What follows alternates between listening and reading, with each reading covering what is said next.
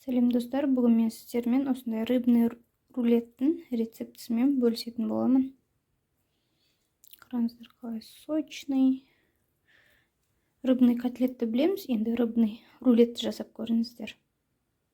Рулетке керекті заттарымыз бізде әрине рыбный фарш, тыква, морковьпен алмастырсаңыздар болады, нан, пияз, чеснок и жұмыртқа. Одан кейін специялар қалауларыңыз бойынша, менде тұз, бұрыш. Ең алдымен тыква мен сарымсақты, пиязды қызарғанша қуырып аламын. Қысып тұрған майымызға ең алдымен мен ас қабақты салып қуырып аламын.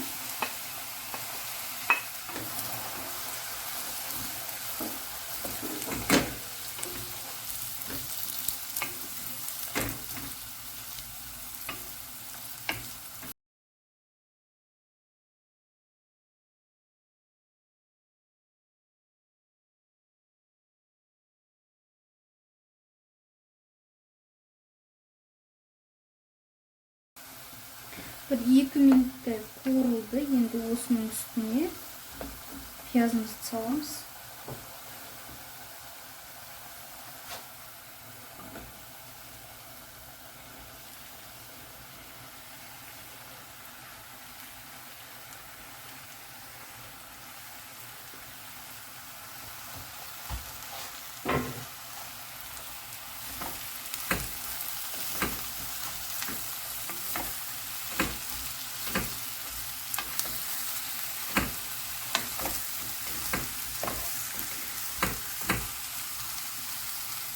Енді осыны сарғайғанша қуырып алам.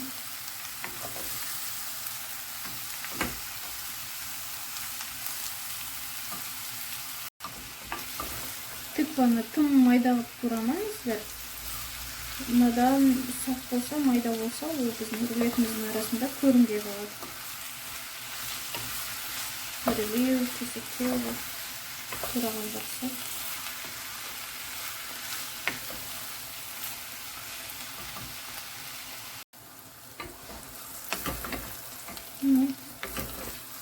Пиязымыз әбден қуырылды. Енді осының астын өшіріп суығанын күтеміз.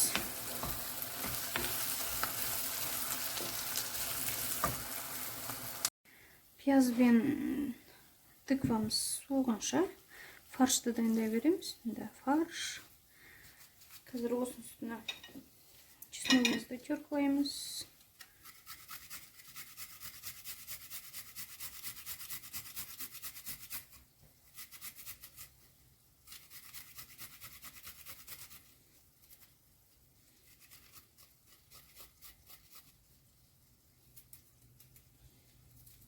Майда теркадан өткізіп алам.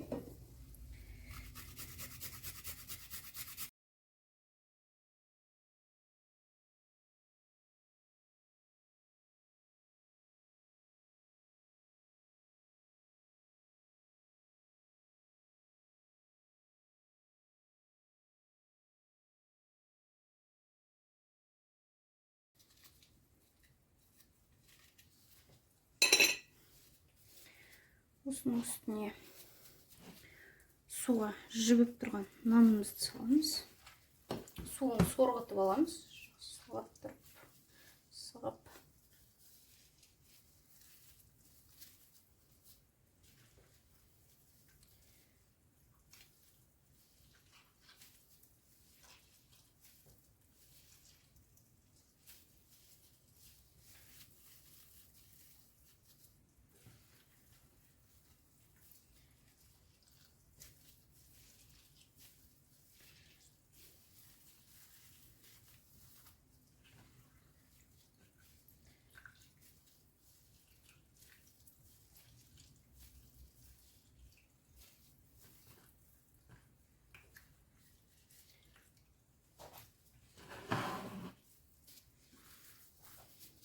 Енді осының үстіне 3 жұмыртқамызды жарамыз.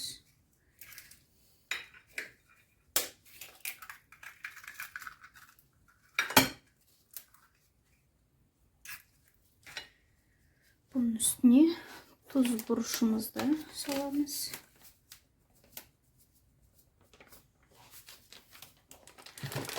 бұрыш өздеріңіздің қалауларыңыз бойынша.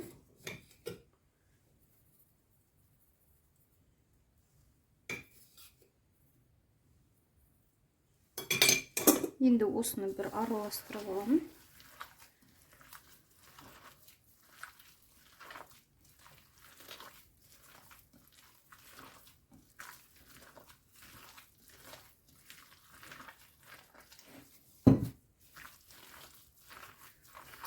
Барлығын біркелкі араластырып шықтым. Енді осының үстіне жаңағы пиязымызды саламыз.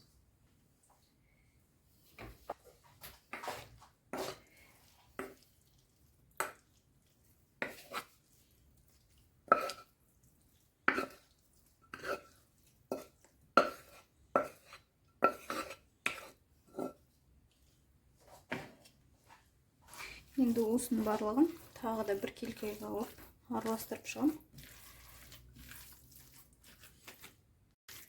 Біркелкі қылып араластырып қойдым. Арасында тыквамыз сап-сары болып өте әдемі көрініп тұр.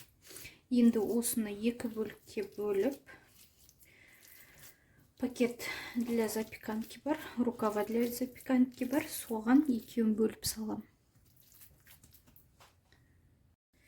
Екі пакетик менде соған бөліп салатын боламын.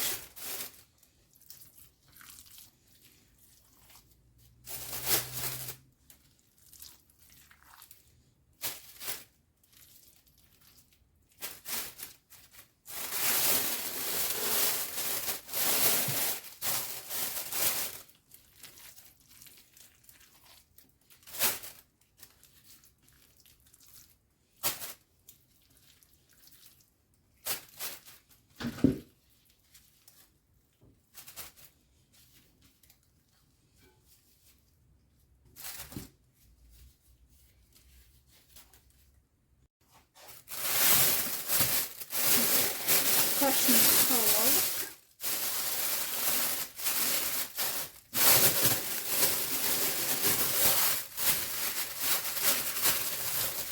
Şimdi osының бойымен бірге жазып.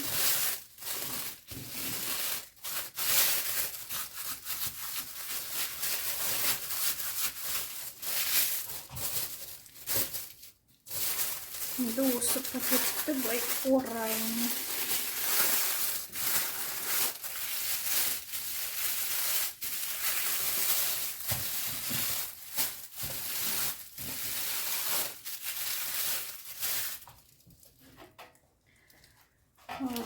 Форманың астына қағаз салдым.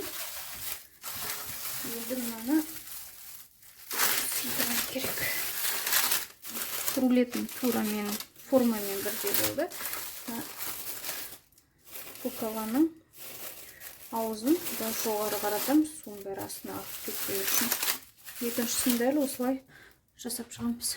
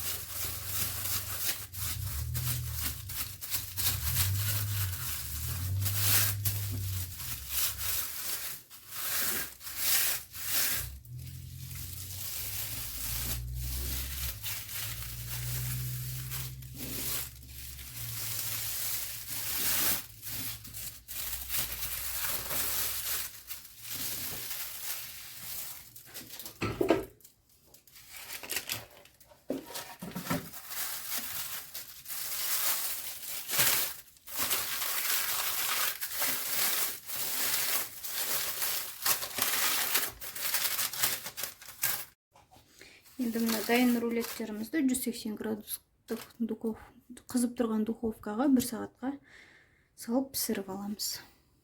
Рулеттеріміз пісті. Енді бұның суығанын күтеміз.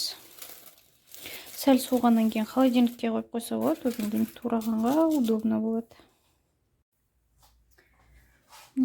Рулетіміз аздап салқындады. Осыны кесетін боламыз.